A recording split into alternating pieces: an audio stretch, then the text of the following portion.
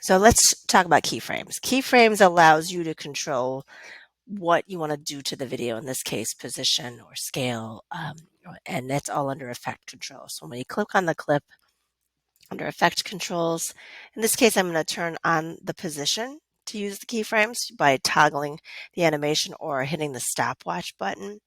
And then over here on the screen is the keyframes, and then you can see it. Right now, there's nothing, I haven't changed anything yet. But at the beginning of the clip, I want it to be where it's at currently.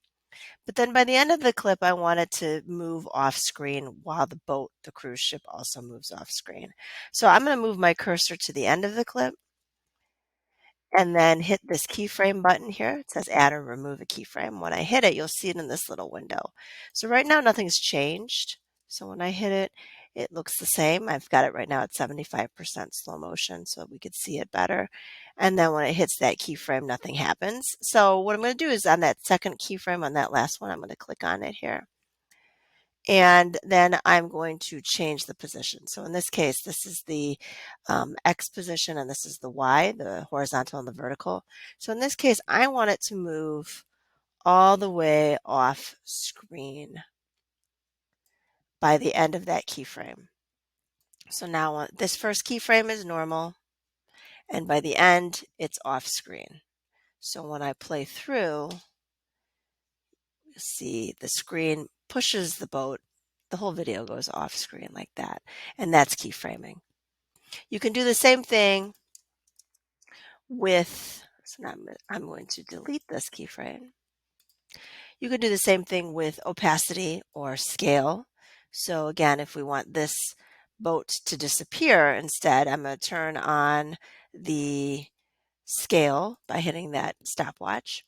And again, at the very beginning of the clip, I have a keyframe. And on that one, I want it to be normal, 100%. But by the end of the clip,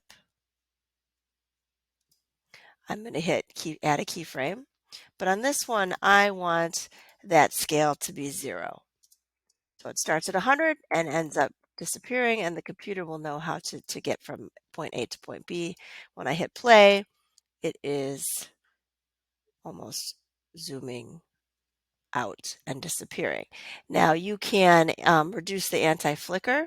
So when you click on that, there's a way to flicker it so it's a little more smooth on there.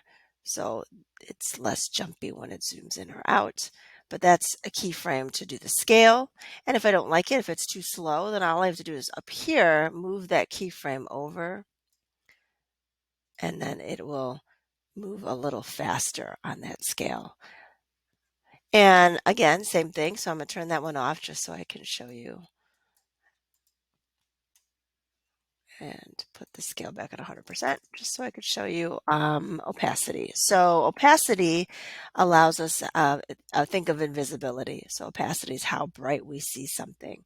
So if I move this swimming clip of the girl swimming and put this stormy clip, which is like this, underneath, then you can't see the storm because the video is 100% on top opaque. But if we change the opacity, so on that clip, I go to Effect Controls, Opacity, and I'm going to make her a little bit more invisible. So then you can see the storm underneath.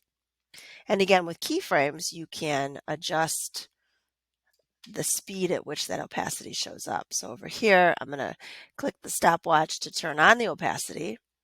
And at this first keyframe, I want it to be 100%. Then I want her to just kind of disappear. So maybe by here, I'm going to add a keyframe, and you see it here, but by here I want her to be maybe at 30%. So again, from first keyframe, 100%, second keyframe, 30%, and then in between it will transition from those two keyframes. So now when I hit play, she showed up fully and then starts to disappear as we get to that last keyframe there.